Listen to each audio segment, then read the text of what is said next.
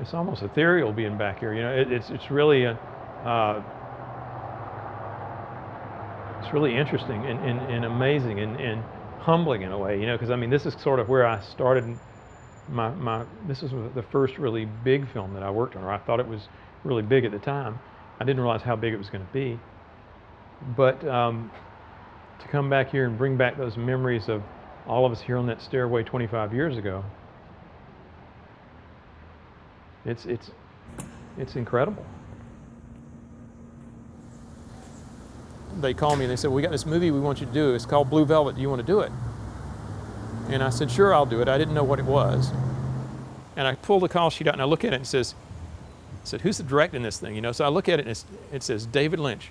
And I'm like, oh man, I couldn't sleep that night. I was staring in the mirror all night. I was going, "You can do this. You can do this." I'd only been doing Steadicam for 2.5 years at that point. You know, I just sort of figured out what I was doing. I did 2 shots. One of Kyle MacLachlan going up the stairs with the bug sprayer. But he would walk and he'd walk out sort of to the outside sometimes, and I had the camera on this side, so I'd have to get as close to this rail as I could coming up.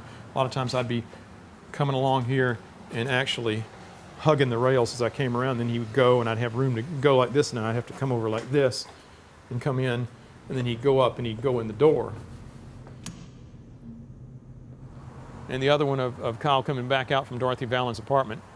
I was back about here and Kyle breaks the door frame, and then I tilt the camera very heavily and I start running. In Steadicam school they taught us that to keep headroom that you would boom up and down with a Steadicam arm because the machine didn't tilt very well. But I could see by looking at that shot, if I didn't tilt I wasn't going to make the shot. They stop on the first land and I start digging my heels in, and I have to stop 2 steps above where I want to stop because the weight of everything is pulling me down the stairs. David Lynch and Fred Elms were running behind me, looking over my shoulder at my monitor, and then Lex DuPont was along here somewhere trying to get an eye line so he could get focus. Basically, the 4 of us running down the stairs together, but it was like, you know, a herd of elephants. So if any one of them tripped, we get hit, we go off like 5 stories straight down. There was no way to have spotters or anything to catch us. Then they go. I go around like this, run down the stairs, again, bounce down 2 steps into the mark and land so they can do the other dialogue bit, and then they leave without shaking the camera. No small feat. I say, "Thank you very much." I get in the car, I go down to Hilton Head. Somehow they track me down in Hilton Head. "You got to come back. We had some kind of camera thing and you got to do it again." I said, "Okay."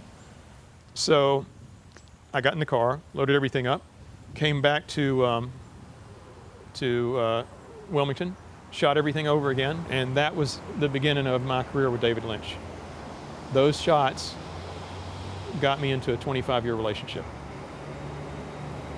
and of which we did Blue Velvet, Wild at Heart, Twin Peaks, Firewalk with Me, Lost Highway and Mulholland Drive, plus some commercial work. I mean, at the time, I didn't realize it was iconic. I thought it was just really cool to be working with David Lynch.